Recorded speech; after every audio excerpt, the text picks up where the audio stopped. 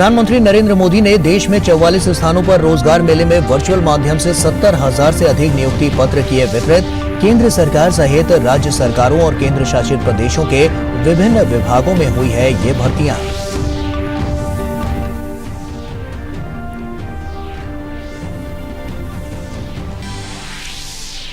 प्रधानमंत्री नरेंद्र मोदी ने वीडियो संदेश के जरिए गोवा में चल रही G20 ऊर्जा संक्रमण मंत्री स्तरीय बैठक को किया संबोधित। वैश्विक स्तर पर स्वच्छ ऊर्जा को बढ़ावा देने के लिए गोवा में हो रहा है मंथन।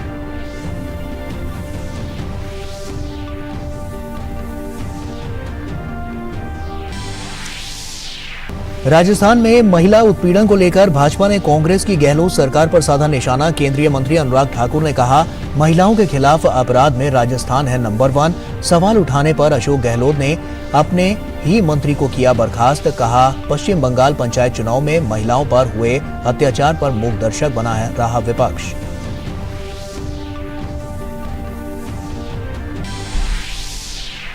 भारत का विदेशी मुद्रा भंडार 600 अरब डॉलर के पार पहुंचा। 15 महीने के अपने उच्चतम स्तर पर दर्ज। लगातार तीसरे हफ्ते में देखी गई बढ़ोतरी।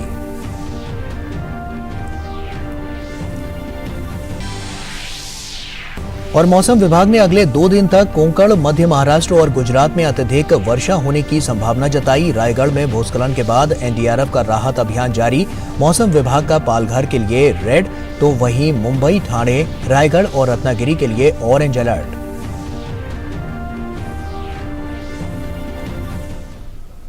नमस्कार, आप देख रहे हैं डीडी न्यूज। आपके साथ मैं हूं गौरव श्रीवास्तव। प्रधानमंत्री मोदी ने रोजगार मेले के अंतर्गत आज विभिन्न सरकारी विभागों और संगठनों में 70,000 से अधिक नई भर्ती वाले लोगों को नियुक्ति पत्र वितरित किए।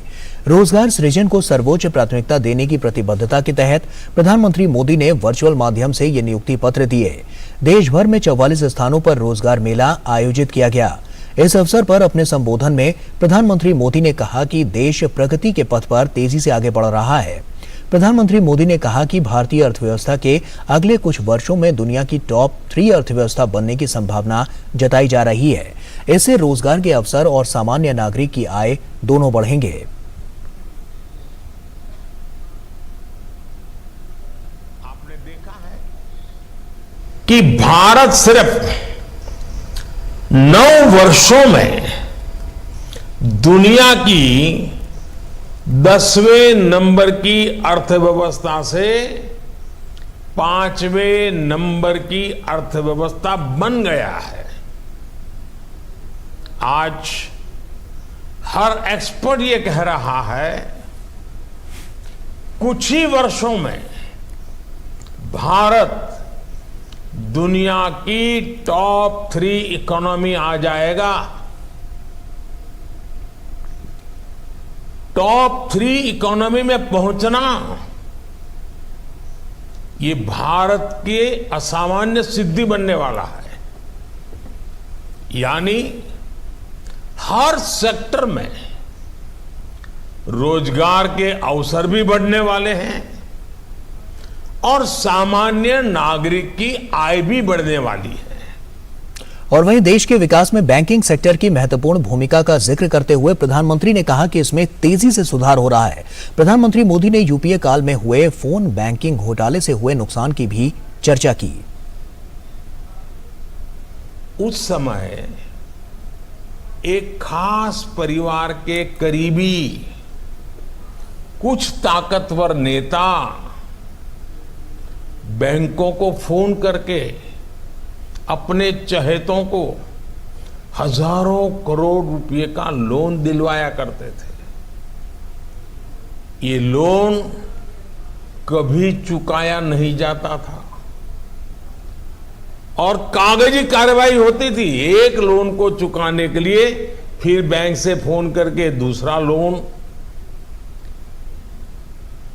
लोन चुकाने के लिए फिर तीसरा लोन दिलवाना। ये फोन बैंकिंग घोटाला पहले की सरकार के, पिछली सरकार के सबसे बड़े घोटालों में एक था। पहले की सरकार के इस घोटाले की वजह से देश की बैंकिंग व्यवस्था की कमर टूट गई थी। और वहीं प्रधानमंत्री मोदी ने बैंकिंग क्षेत्र में सुधार के लिए उनकी सरकार द्वारा किए जा रहे कामों को गिनाया। प्रधानमंत्री मोदी ने कहा कि जन कल्याण के लिए सरकार द्वारा किए गए प्रयासों को आगे बढ़ाने में बैंकिंग क्षेत्र अहम भूमिका निभा रहा है। जिन सरकारी बैंकों की चर्चा हजारों करोड़ के नुकसान के लिए होती थी, एनपीए के लिए होती थी, आज उन बैंकों की चर्चा रिकॉर्ड प्रॉफिट के लिए हो रही है। साथियों, भारत का मजबूत बैंकिंग सिस्टम और बैंक के प्रत्येक कर्मचारी, उनका काम पिछले 9 साल में सरकार के विजन के अनुकूल जो उन्होंने काम किया है, वो हम सभी के लिए गर्व का विषय है। और वहीं प्रधानमंत्री मोदी ने नीति आयोग की रिपोर्ट का जिक्र किया, जिसमें बताया गया है कि पिछले कुछ ही वर्षों में 13.5 करोड़ लोग गरीबी रेखा से ऊपर आ गए हैं। प्रधानमंत्री ने कहा कि इसमें सरकारी कर्मचारी की उनकी मेहनत और लगन इसमें शामिल है। प्रधानमंत्री ने कहा कि ऐसे ही प्रयास किए जाएं तो देश से गरीबी पूरी तरह से दूर हो सकती है। गरीबों को पक्का घर देने की योजना हो, गरीबों के लिए शौचालय बनाने की योजना हो, गरीबों के घर में बिजली कनेक्शन देने की योजना हो, ऐसी अनेकों योजनाओं को हमारे सरकारी कर्मचारी ही गांव-गांव, घर-घर, जन सामान्य तक लेकर गए। जब ये योजनाएं गरीब तक पहुंची तो गरीबों का मनोबल भी बहुत बढ़ा, विश्वास पैदा हुआ। ये सफलता इस बात की प्रतीक है कि हम मिलकर भारत से गरीबी दूर करने के प्रयास बढ़ाएं तो भारत से गरीबी पूरी तरह से दूर हो सकती है। और वहीं प्रधानमंत्री मोदी ने कहा कि भारतीय युवाओं के लिए दुनिया भर में संभावनाओं के द्वार खुल रहे हैं। पीएम ने कहा कि युवाओं को इनका लाभ उठाने के लिए सशक्त करने हेतु सरकार बड़े पैमाने पर कदम उठा रही है। पीएम कौशल विकास योजना के तहत लगभग 1.5 करोड़ युवाओं को ट्रेनिंग दी जा चुकी है। सरकार 30 स्किल इंडिया इंटरनेशनल सेंटर भी स्थापित कर रही है ताकि हमारे युवा ग्लोबल अपॉर्चुनिटी के लिए तैयार हो सके। आज देश भर में नए मेडिकल कॉलेज, नई आईटीआईज, नई आईआईटी, टेक्निकल इंस्टीट्यूट्स बनाने का भी अभियान जोरों पर चल रहा है।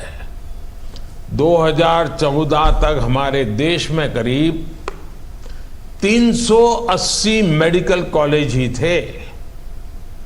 पिछले 9 वर्षों में ये संख्या 700 से अधिक हो चुकी है। और वहीं प्रधानमंत्री नरेंद्र मोदी ने आज वीडियो कॉन्फ्रेंसिंग के माध्यम से रोजगार मेले के तहत सरकारी विभागों और संगठनों में नवनियुक्त 70,000 से अधिक लोगों को नियुक्ति पत्र वितरित किए। रोजगार मेला देश भर में 44 स्थानों पर आयोजित किया गया। केंद्रीय शिक्षा मंत्री धर्मेंद्र प्रधान ने कहा कि रोजगार मेले के तहत 8 लाख से ज्यादा नौजवानों को सरकारी नौकरी दी गई। माननीय प्रधानमंत्री नरेंद्र मोदी जी के नेतृत्व में चलने वाली सरकार की ओर से 8 लाख से ज़्यादा नौजवानों को सरकारी नियुक्ति स्थायी रूप में दिया गया है। अगर हम पिछले 9 साल को यूपीए की 9 साल को तुलना करें, उससे ये दुगनी है। ये हमारी सरकार की नौजवानों के प्रति अपना कमिटमेंट, अपने संवेदनशीलता का बहुत बड़ा प्रमाण है। इतना ही नहीं, भारत सरकार की जो नीतियाँ बनी है, उस नीतियों में आज 1 लाख नया स्टार्टअप बने हैं। 1 लाख नया स्टार्टअप, यानी इसी में से ही मिलियंस की नई रोजगार की सृजन होती है। और केंद्रीय मंत्री किरेन रिजिजू ने रोजगार मेले पर कहा कि आज चेन्नई के इस खूबसूरत शहर में हमारे सीमा शुल्क और जीएसटी विभाग ने अद्भुत कार्यक्रम आयोजित किया। और वे इस कार्यक्रम का हिस्सा बनकर और नियुक्ति पत्र सौंपकर सम्मानित महसूस कर रहे हैं। To the appointees in the various departments under Government of India, and this Rozgar Mela is part of the promise made by Honorable Prime Minister Narendra Modi ji to create 10 lakh jobs, Government of India, and to appoint the deserving people in the respective positions. Today in this beautiful city of Chennai, our customs and GST department have conducted a wonderful event, and I am honored to be part of this event and handed over the appointment letters to the appointees, and the event was addressed by the Honorable Prime Minister himself. Haryana के फरीदाबाद में भी सरकार के रोजगार मेले में सैकड़ों युवाओं को अलग अलग क्षेत्रों में नियुक्ति पत्र बांटे गए। नियुक्ति पत्र पाने वाले युवाओं में रोजगार मिलने पर बहुत खुशी थी। उन्होंने कहा कि हम प्रधानमंत्री नरेंद्र मोदी का धन्यवाद करते हैं कि हमें रोजगार मिला। आज हम सबके परिवारों में खुशी के साथ साथ होली दिवाली मनाई जाएगी। हमारे संवाददाता गिरीश निशाना ने स्थिति का जायजा लिया, देखिए। के अंदर किस तरह से प्रधानमंत्री नरेंद्र मोदी आगे बढ़ रहे हैं और देश को आगे बढ़ा रहे हैं, और राष्ट्र निर्माण में इन जो युवा हैं, जो 70,000 से ज़्यादा युवा हैं, उनकी अहम भूमिका होगी। और ख़ासतौर पर उन्होंने बैंकिंग का भी जिक्र किया। मेरे कैमरा सहयोगी प्रमोद नेगी से कहूँगा वे दृश्य दिखाएं जाए। ये जो तमाम जो लोग हैं जिनको नियुक्ति पत्र दिया गया है, बहुत अच्छा लगा। कहाँ पर सिलेक्शन? दिल्ली जोन में ही CGST हवलदार, दिल्ली CGST, और काफ़ी हैप्पी हैं। और मोदी जी के नेतृत्व में हमें ये आज रोजगार मेला में जो मिला है, हमें अपॉइंटमेंट लेटर, बहुत अच्छा लग रहा है, काफ़ी अच्छा लगा। बिल्कुल, आज दिवाली बनेगी, मेरी पहली जॉब है और मोदी जी के आशीर्वाद से हमें मिली है, तो आज बहुत खुश है और खुशी बहुत है। कैमरामैन प्रमोद नेगी के साथ गिरीश निशाना, DD न्यूज, फरीदाबाद। और उधर बेंगलुरु में आयोजित रोजगार मेले के दौरान बड़ी संख्या में युवाओं को नियुक्ति पत्र वितरित किए गए। इन युवाओं में इसे देखकर खुशी का अवसर इसे बताते हुए देश के लिए लगन के साथ काम करने की प्रतिबद्धता भी जाहिर की। I have been appointed by Department of Biotechnology, Ministry of Sciences and Technology. It is a very great opportunity for me, and it's not only great for me, it is great for my parents and my other officers too. I got appointed as UDC in Ministry of Defence. When you get this appreciation, it feels very good. Seeing my mother happy and my sister proud. After 3 weeks training, I'll be appointed branches in Jayanagar, Bangalore. I got appointment in Ministry of Defence. It's a compassionate appointment. I faced many difficulties after my husband's death. It's very huge, very helpful and happy moment for me. और वहीं मुंबई में रोजगार मेले के दौरान युवाओं को नियुक्ति पत्र सौंपे गए। इन सभी ने इस पर खुशी जताई। युवाओं ने रोजगार मेले को बड़ी पहल करार दिया। मेरा चयन सीनियर रिसर्च असिस्टेंट के पद पर सेंट्रल ऑडिट कमीशन में हुआ है। यहाँ पे आकर मुझे काफ़ी अच्छा लगा, काफ़ी उत्साहित हूँ। प्रधानमंत्री जी की बात सुन के हम और उत्साहित हो गए हैं और अपने पद पे कार्य करने के लिए और उत्साह के साथ कार्य करेंगे। मुंबई कस्टम्स में मुझे हवलदार के पोस्ट में मुझे अपॉइंट किया गया है, and this is ministry of finance, and I am really very excited to join this post and serve this country. मेरा चयन मुंबई कस्टम्स हवलदार में हुआ है। मुझे ये प्रोग्राम ज्वाइन करके बहुत अच्छा लगा है और मैं अपने देश की उन्नति के लिए मुझसे जो बन पड़ेगा वो करूँगी। कस्टम्स में ऐसा हवलदार सिलेक्शन हुआ है तो मुझे इस रोज़गार मेला में अपॉइंटमेंट लेटर मिला है। मैं बहुत खुश हूँ। Thank you government of India, thank you so much. Junior engineer हुआ है फूड कॉर्पोरेशन ऑफ इंडिया में, और सबसे ज़्यादा खुश मेरे से ज़्यादा मेरी मम्मी और पेरेंट्स हुए होंगे, मम्मी डैडी, तो उनके लिए भी आपसे, उनकी तरफ से भी आप लोगों को thank you. Now I am selected for हवलदार as in a customs department Mumbai, and today I received my joining letter. Thank you very much and I am very happy. और वहीं चंडीगढ़ में आयोजित रोजगार मेले में शामिल युवा नियुक्ति पत्र मिलने से बेहद खुश दिखे। उन्होंने प्रधानमंत्री मोदी के संबोधन को सराहते हुए देश के विकास में योगदान की प्रतिबद्धता जताई। मैं as probationary officer scale 1 State Bank of India में रिक्रूट हुई हूँ कि आज बैंकर्स बहुत इंपॉर्टेंट रोल प्ले करते हैं as per our prime minister Narendra Modi, और मेरा भी यही रहेगा कि मैं भी अपने काम को पूरी ऑनेस्टी से, पूरी इंटीग्रिटी के साथ और अपने सारे रोल्स और रिस्पॉन्सिबिलिटीज़ बहुत अच्छे से डिस्चार्ज करूँ। रोजगार मेले के तहत मुझे एक अपॉइंटमेंट मिला है स्टेट बैंक ऑफ इंडिया में एज प्रोबेशनरी ऑफिसर, और मैं माननीय प्रधानमंत्री जी का बहुत ही धन्यवाद करती हूँ कि उन्होंने मुझे ये मौका प्रदान किया और मुझे प्रेरित किया है कि मैं 2047 तक की जो हमारा एक मोटिव है कि हमें विश्व गुरु बनना है, उसमें मेरा योगदान रहेगा। मेरा selection state Bank of India में प्रोबेशनरी ऑफिसर के तौर पर हुआ है और आज माननीय प्रधानमंत्री जी ने हमें स्पीच दी है जिसमें उन्होंने बताया है कि हमारा टारगेट है ग्लोबल लीडर बनना 2047 तक। तो मैं सभी यूथ्स को प्रेरित करना चाहूँगी कि आप मेहनत करते रहिए और अपने एम को हासिल करिए। मुझे SBI में एज अ प्रोबेशनरी अधिकारी नियुक्ति की गई है और ऑफर लेटर मिला है। इस बात के लिए मैं माननीय प्रधानमंत्री श्री नरेंद्र मोदी जी का तहे दिल से शुक्रिया अदा करना चाहता हूं, जो उन्होंने ये कदम उठाया है 10 लाख लोगों को नौकरियां देने का, जिसके तहत ये 7वां रोजगार मेला आयोजित किया गया है, जिसमें 70,000 लोगों को नौकरियां मिली हैं और आगे भी ये मेले होते रहेंगे जिसमें और लोगों को नौकरियां मिलती रहेंगी। इससे युवाओं में प्रेरणा बढ़ेगी, उनमें सरकारी नौकरी ज्वाइन करने का इच्छा बढ़ेगा और देश के विकास में सहयोग करने में उनको प्रेरणा मिलेगी। ये जो अपॉइंटमेंट्स है, इसके साथ जो ऑनरेबल प्राइम मिनिस्टर का जो स्पीच है, ये हमें बहुत मोटिवेट करता है। उनकी गाइडेंस है, उनकी एक एक बात हमारे दिल को छू जाती है और जो उनका गाइडेंस रहता है, इससे हमें आगे का जो पाथ है उसे कैसे लीड करना है, इसका हमें गाइडेंस मिलता है। हम समझ सकते हैं कि इस तरह से हमें चलना है और देश के लिए किस तरह से काम करना है, इसके लिए भी बहुत बड़ा मोटिवेशन मिलता है उनके इस तरह के हमारे साथ डायरेक्ट इंटरेक्शन की वजह से। और बुलेटिन में फिलहाल यहाँ एक छोटे से ब्रेक का वक्त हो गया है, जल्द लौटते हैं। भैया जी सारी तैयारी कर ली अपने गोपाल की शादी की, आप चिंता ही मत कीजिए, लच्छू सब संभाल रहा है। अच्छा भैया जी, जैसे आप बताए थे सेम टू सेम जूते आ गए हैं, शेरवानी फिट करा लिया है और टोपी एकदम लल्लन टॉप। भैया जी यहाँ का भी अपॉइंटमेंट ले लिया हमारे लिए।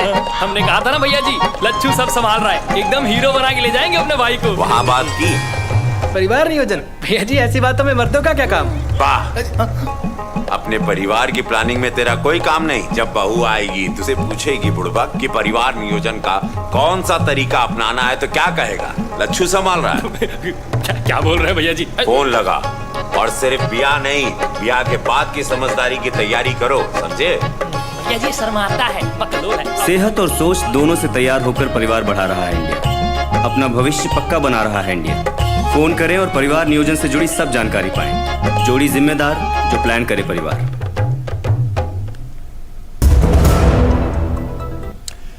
तो ब्रेक के बाद एक बार फिर से आप सभी का स्वागत है। गोवा में ऊर्जा पर G20 बैठक का आज अंतिम दिन है। 14वीं स्वच्छ ऊर्जा मंत्री स्तरीय और 8वीं मिशन इनोवेशन बैठक के साथ ही आज ऊर्जा संक्रमण पर मंत्री स्तरीय बैठक हो रही है। प्रधानमंत्री नरेंद्र मोदी ने ऊर्जा संक्रमण पर मंत्री स्तरीय बैठक को वीडियो संदेश के जरिए संबोधित किया। प्रधानमंत्री ने कहा कि भविष्य की स्थिरता, विकास के बारे में कोई भी बात ऊर्जा के बिना संभव नहीं है। No talk about the future, sustainability or growth and development can be complete without energy. It impacts development at all levels, from individuals to nations. Friends, given our different realities, our pathways for energy transition are different.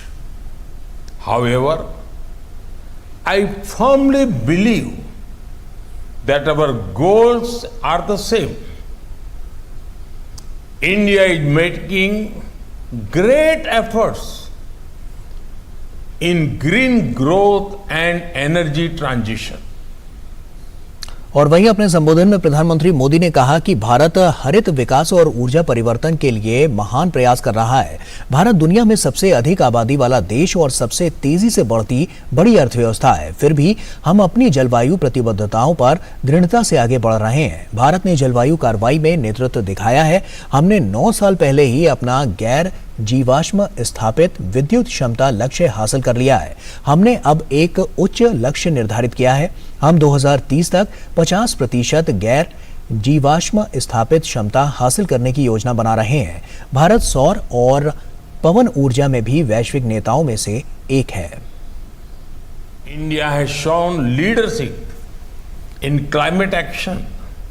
We achieved our non-fossil installed electric capacity target 9 years in advance.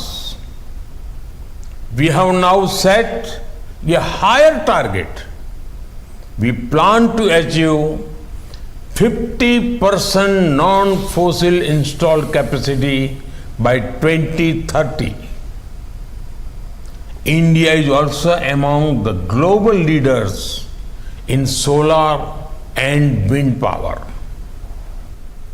प्रधानमंत्री मोदी ने video संदेश के जरिए G20 प्रतिनिधियों को संबोधित करते हुए कहा कि मैं आप सभी को ग्रीन ग्रिड पहल में शामिल होने के लिए आमंत्रित करता हूं। अपने परिवेश की देखभाल करना स्वाभाविक हो सकता है, ये सांस्कृतिक भी हो सकता है, मगर भारत में ये हमारे पारंपरिक ज्ञान का एक हिस्सा है। यहीं से मिशन जीवन को ताकत मिलती है। पर्यावरण के लिए एक जीवन शैली हम में से प्रत्येक को जलवायु चैंपियन बनाएगी, चाहे हम कैसे भी हमारे विचारों और कार्यों का परिवर्तन करें। हमेशा हमारी पृथ्वी को संरक्षित करने, हमारे परिवार के हितों की रक्षा करने और एक हरित भविष्य की ओर बढ़ने में मदद करनी चाहिए। Interconnected green grids can be transforming. It will enable all of us to meet our climate goals, stimulate green investment, and create millions of green jobs. I invite you all to join the Green Grids initiative. One sun, one world, one grid of the International Solar Alliance. केंद्रीय गृह एवं सहकारिता मंत्री अमित शाह आज छत्तीसगढ़ के दौरे पर जा रहे हैं। छत्तीसगढ़ में आगामी विधानसभा चुनाव को लेकर आज भाजपा की बेहद महत्वपूर्ण बैठक प्रदेश कार्यालय में होने वाली है। अमित शाह बैठक में शामिल होंगे। प्रदेश में भाजपा चुनाव प्रभारी ओम माथुर, केंद्रीय स्वास्थ्य मंत्री एवं चुनाव सह प्रभारी मनसुख मांडविया, भाजपा छत्तीसगढ़ के सह प्रभारी नितिन नबीन भी इस बैठक में शामिल रहेंगे। केंद्रीय मंत्री और भाजपा नेता अनुराग सिंह ठाकुर ने कहा है कि देश में किसी भी राज्य में अगर महिलाओं पर अत्याचार होता है तो हमें इस पर राजनीति करने की बजाय उस पर सख्त कार्रवाई करनी चाहिए। उन्होंने कहा कि बिहार में कानून व्यवस्था तार-तार है, फिर भी बिहार में बहार है। राज्यों में महिलाओं के प्रति जो अत्याचार दुष्कर्म की घटनाएं बढ़ी, वो बड़ी दुर्भाग्यपूर्ण भी हैं, चिंताजनक भी हैं, क्योंकि कानून व्यवस्था राज्य की जिम्मेदारी है। और बहुत सारे राज्यों में देखा गया कि बहुत कुछ घटने के बाद भी कोई उचित कदम नहीं उठाए गए, और ऐसी घटनाएं मानवता को शर्मसार भी करती हैं। लेकिन कुछ लोग राजनीतिक चश्मे से ही सब चीज़ों को देखते हैं। अब एक और नारी अस्मिता बिहार में तार-तार है। नीतीश तेजस्वी के चश्मे से बिहार में बहार ही बहार है। और वहीं उन्होंने कहा कि आज राजस्थान, बिहार और पश्चिम बंगाल की सरकारें महिला उत्पीड़न पर राजनीति क्यों कर रही हैं। बिहार का जंगल राज रिटर्न हो चुका है, फिर भी लालू और नीतीश के राज में बहार ही बहार है। ये सब देश की जनता देख रही है। शांति धारीवाल जी क्या कहते हैं, जब महिला के साथ बलात्कार की घटना हुई, अपराध की घटना हुई, तो उन्होंने कहा ये मर्दों का प्रदेश है, और पूरे कांग्रेसी ठहाका मार के हंसते हैं मंत्री और विधायक और मजाक उड़ाते हैं। लड़की हूं, लड़ सकती हूं, बस राजस्थान नहीं जा सकती हूं। बिहार पर मुंह में दही जमा सकती हूं और बंगाल पर होंठ सिल सकती हूं। लड़की हूं, राजस्थान नहीं जा सकती हूं, और कोई महिला अपराध की आवाज उठाए तो मुख्यमंत्री अशोक गहलोत कह के उनका इस्तीफा करवा सकती हूं। केंद्रीय महिला एवं बाल विकास मंत्री स्मृति ईरानी ने कहा है कि मणिपुर मामले में सरकार संसद में चर्चा के पक्ष में है, लेकिन कांग्रेस और विपक्ष ने सदन में हंगामा कर चर्चा से इनकार किया है। ऐसे में विपक्ष का चर्चा से इनकार करना अचंभित करने वाला है। उन्होंने कहा कि मणिपुर का मुद्दा न केवल संवेदनशील है बल्कि इसका राष्ट्रीय सुरक्षा पर भी प्रभाव पड़ता है और विपक्षी नेताओं को इसकी जानकारी है। हालांकि विपक्ष इस मुद्दे पर संसद में चर्चा नहीं करना चाहता। केंद्रीय मंत्री स्मृति ईरानी ने राजस्थान में महिला उत्पीड़न के बढ़ते मामलों पर गहलोत सरकार की कड़ी आलोचना की है। उन्होंने कहा कि बेहद चिंताजनक बात यह है कि कल राजस्थान राज्य के एक मंत्री ने राज्य में महिलाओं के खिलाफ अपराध पर बात की और उन्हें कांग्रेस द्वारा अनौपचारिक रूप से बर्खास्त कर दिया गया। कांग्रेस राजस्थान में महिलाओं के खिलाफ हो रहे अत्याचार के बारे में सच्चाई नहीं सुनना चाहती। कल आप सबने देखा होगा देश की संसद में बार बार सरकार मणिपुर के संदर्भ में चर्चा चाह रही थी। कांग्रेस पार्टी और विपक्ष ने चर्चा से इनकार कर दिया, ये जानते हुए कि ये मुद्दा राष्ट्रीय सुरक्षा और मणिपुर में कुछ विषयों से संबंधित है। विपक्ष का चर्चा से इनकार करना हम सबको अचंभित करता है। कल ही ये खबर आई कि राजस्थान में कांग्रेस के एक नेता ने जब राजस्थान में बढ़ते महिला उत्पीड़न के संदर्भ में एक बयान जारी किया तो ऐसे कांग्रेस के नेता के बयान पर कार्रवाई करने के बजाय कांग्रेस पार्टी ने अपने उस नेता को बर्खास्त कर दिया। केंद्रीय महिला एवं बाल विकास मंत्री स्मृति ईरानी ने पश्चिम बंगाल में महिला उत्पीड़न के बढ़ते मामलों पर ममता सरकार की कड़ी आलोचना की है। केंद्रीय मंत्री स्मृति ईरानी का कहना है कि पश्चिम बंगाल के मालदा से एक वीडियो आ रहा है जहां 2 दलित महिलाओं को पीटा जा रहा है। कांग्रेस पश्चिम बंगाल पंचायत चुनाव के दौरान लोगों की हत्याओं पर मूक दर्शक बनी हुई है क्योंकि वो टीएमसी के साथ सहयोग की भूखी है। आप सबको ज्ञात है कि समाचार आ रहा है कि पश्चिम बंगाल मालदा जिला में किस प्रकार से 2 दलित महिलाओं को बेरहमी से न सिर्फ मारा गया बल्कि उनको वस्त्रहीन किया गया। इस पर भी कांग्रेस की चुप्पी इसलिए है क्योंकि वो टीएमसी के साथ सत्ता के गठबंधन में लिप्त हैं। कांग्रेस सच सुनना नहीं चाहती, कांग्रेस सच को स्वीकार नहीं करना चाहती और बंगाल में जो खून का खेल हो रहा है वो कांग्रेस सत्ता के लालच में देखना नहीं चाह रही। और राजस्थान में महिला अत्याचार के बढ़ते मामलों पर गहलोत सरकार पर भाजपा लगातार हमलावर है। भाजपा की राष्ट्रीय सचिव अलका गुर्जर ने कहा कि नेशनल क्राइम रिकॉर्ड ब्यूरो कहता है कि राजस्थान आज अपराधियों की शरण स्थली बन चुका है और महिला अपराध में पहले स्थान पर है। राजेंद्र सिंह गुढ़ा जब महिला अत्याचार की बात करते हैं तो उन्हें बर्खास्त कर दिया जाता है। राजस्थान जो वीरों की धरती है वहाँ इस तरह के अपराध, ये नेशनल क्राइम रिकॉर्ड ब्यूरो कहता है कि राजस्थान आज अपराधियों की शरण स्थली बन चुका है और महिला अपराध में नंबर 1 हो चुका है। 10 वर्ष से कम उम्र की बच्चियों के साथ जो होने लगे हैं दुष्कर्म, उनमें 2.7% वृद्धि हुई है इसी साल में 2023 में ही। 15% से ज़्यादा अपहरण की घटनाएं होने लगी हैं और अपराधियों का हब बन चुका है। ये राजेंद्र सिंह जी गुड़ा जब महिला अत्याचार की बात करते हैं तो इन्हें बर्खास्त कर दिया जाता है। अभी कुछ दिन पहले इन्होंने सरकार के अलाइनमेंट की बात भी की थी और बड़े खुले मंच से इन्होंने कहा था कि राजस्थान वो प्रदेश है जहाँ हर काम के लिए 65% पे कामों के लिए पैसा देना पड़ता है। तो इस तरह की जो सच राजस्थान की सरकार को स्वीकार्य नहीं है। और इसी के साथ फिलहाल इतना ही। दीजिए इजाजत, नमस्कार।